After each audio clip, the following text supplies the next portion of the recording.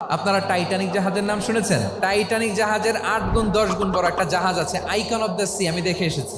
Royal Caribbean দেখে এসেছি। সাগরের সামনে জেটিতে যখন দাঁড়ালাম, জাহাজটা যখন যায়, আমার মনে হচ্ছে একটা শহর, পুরো একটা শহর মনে হয় পানির উপর দিয়ে ভেসে যাচ্ছে। পড়েন সুবহানাল্লাহ। এই যে আইকন অফ দ্য সি, এই জাহাজটা, এটার ভেতরে স্টেডিয়াম আছে, সুইমিং পুল আছে, রেস্টুরেন্ট আছে, 3000 4000 রুম বিশিষ্ট, কক্ষ বিশিষ্ট হোটেল আছে। এই সবগুলোর নিয়ে এগুলো চলে সাগরের দোলার মধ্যে, জলোচ্ছ্বাসের মধ্যে। এই সাগরের ভেতরে এই জাহাজগুলোর ভাষায় রাখছে কে?